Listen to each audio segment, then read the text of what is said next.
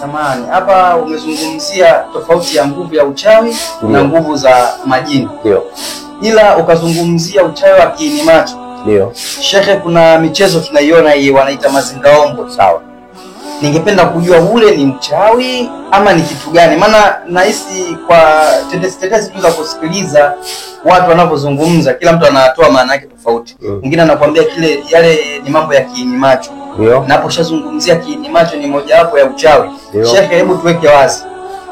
Masuala mazingaombe wale wanatumia uchawi ama tuseme ndo mambo gani? Yani hebu tuweke wazi na kuaga vipi. Inshallah. Mazingaombwe yamewekwa katika daraja ya uchawi. Ule unaitwa ni uchawi wa kiini macho. Kuona kinachoonekana ndicho kumbe sicho. Yani ule ni uchawi wa kiini macho. Uchawi huu wa mazingaombo umegawanyika katika sehemu mbili. Kuna uchawi wa mazingaombo ambao unaweza ukadhuru, na kuna uchawi wa mazingaombo ambao haudhuru.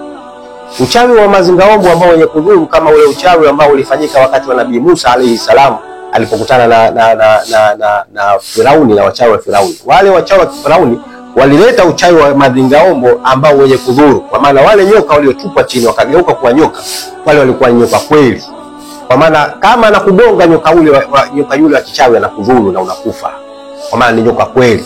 Lakini yule mwenye uchawi wake akiushika hivi anarudi katika hali ya kawaida na kuwa ni fimbo. Kwa hiyo uchawi upo sana. Hata tulikwenda sehemu moja Liwale katika vijiji vyake tulikutana na uchawi wa namna hiyo. Wale kule uchawi wao mkubwa, wao wanatumia vile upepo wa vivula vumbi, tunasema upepo unakwenda wa kisulisuli na kwenda unazunguka huko hivi, lakini ni mfupi au mkubwa sana. Yani unakwenda kwa kimo cha mtu. Vinaweza kaa viwili vinakuja vinazunguka hivi. Vikija vikikuvaa basi tayari ushapata athari na unakufa. Sasa kule wanatumia sana. Tulipofika tu katika ule mji wakatuambia, jamani, hapa uchawi mkubwa.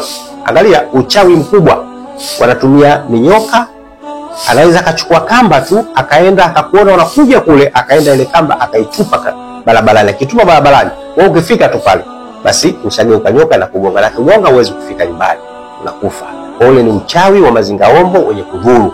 Unachokiona sicho, kumbe ndicho. Wewe unaona ni nyoka, kumbe ni kamba tu imefungwa, lakini tayari ishakuwa ni uchawi, kwa sababu yuko kiumbe ambaye ni jini anayetumikia uchawi ule na unafanya kazi on the spot. Na ndio maana watu wengi wanaathirika sana kutokana na uchawi huu, kwa sababu uchawi mwingi sana kuna majini wanaotumikia, hasa majini wachafu. Uchawi mwingi sana majini wachafu wanaotumikia, kwa sababu ile imekuwa ni teknolojia ambayo inahitaji rasilimali. Kwa mfano, kuna baadhi ya vitu ukichukua hiki na hiki na hiki ukichanganya, tayari kinakuwa ni kiumbe.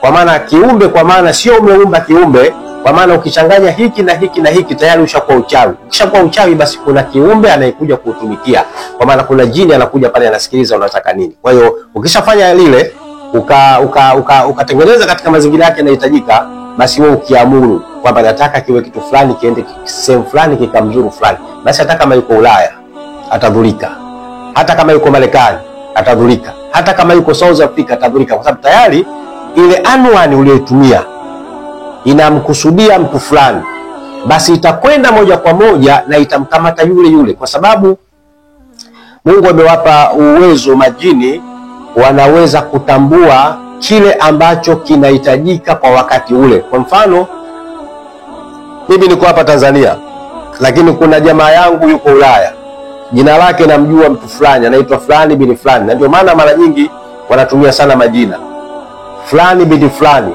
Huyu mimi nataka adhuruge kwa fulani. Kwa hiyo ukishamtaja jina fulani bin fulani, yule jini tayari inakuja screen ambao ya live ya maisha yake yaliyokuwa mnaishi. Kwa anamuona yule, anarudisha nyuma na kuona toka wakati nyinyi mnaanza urafiki mpaka mnakwenda kiasi ya kwamba mpaka zile gama ambazo mmeitirafiana au mmeachana, basi yule jini anakuwa anaona kwamba alikusudiwa hapa ni huyu, basi ule uchawi kwenda kwa yule. Hata kama kule Ulaya kuna watu wanaitwa Juma 2000 na majina yanafanana baba na mama, sawa, yanafanana. Maana mara nyingi yanachukuliwa majina ya la mtu, la kwake na la mama yake, kwa sababu mama ndio mtu sahihi wa yule mtoto kupatikana. Alitumiki sana jina la baba kwa sababu wao inawezekana kasingiziwa kaitwa fulani bin labda Saidi Abdallah, lakini kumbe Abdallah si baba yake, lakini mama anakuwa ni mtu sahihi. Kwa hiyo kitumika jina la mama. Kwa hiyo hata kama Marekani kuna watu 2000 wanaitwa Juma binti Ibn Saidi, hata 2000, lakini litampata yule yule ambaye umemkusudia wewe. Kwa nini? Kwa sababu ukishakusudia ule uchawi kumfanyia yule jini anayekuja kutumikia ule uchawi, anachofanya yeye anaangalia background ya maisha yako wewe na yule mtu, basi anakuja mpaka inafika wakati anamuona kumbe anayekusudia hapa ni huyu, basi ikenda ule uchawi moja kwa moja unamkamata. Ndio maana kitu cha kwanza kabisa linatumika jina. Ndio maana unaweza ukamdhuru mtu hatari yuko mbali. Kwa nini? Kwa sababu jini, Mungu kawajalia majini wana power kubwa sana. Majini wanakwenda kasi sana kuliko tunavyofikiria. Maana majini yamegawanyika katika sehemu kuu 3. Wako majini wanaotambaa, wako majini wanaotembea, alafu wako majini wanaotambaa, alafu wako majini wanaoruka. Sasa hebu angalia, jini anayetembea ndiye anayekwenda kwa kasi ndogo sana. Akitoka hapa kwenda Japani anatumia sekunde 3. Huyu jini wa kutembea anakwenda kwa kasi ndogo sana. Lakini yule jini anayekwenda kwa kasi kubwa kuliko hii anayetembea ni yule jini anayetambaa. Anayetambaa anakwenda kwa kasi kubwa kuliko huyu anayetembea. Na yule anayeruka anaenda kwa kasi zaidi kuliko wote hawa wawili. Sasa ikiwa yule anayetembea anakwenda kwa kasi ndogo hapa Japan anatumia kwa sekunde 3, hebu niambie huyu anayeruka ambaye anaenda kwa kasi kubwa atatumia muda gani? Kwa maana ana uwezo wa kwenda Japan na kurudi kwa trip 2 au trip 3 akatumia sekunde 3.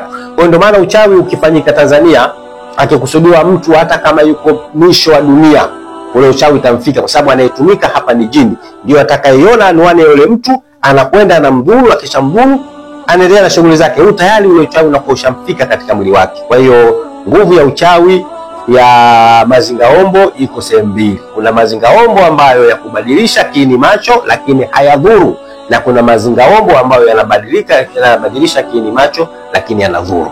Sawa. Shekhe, sawa.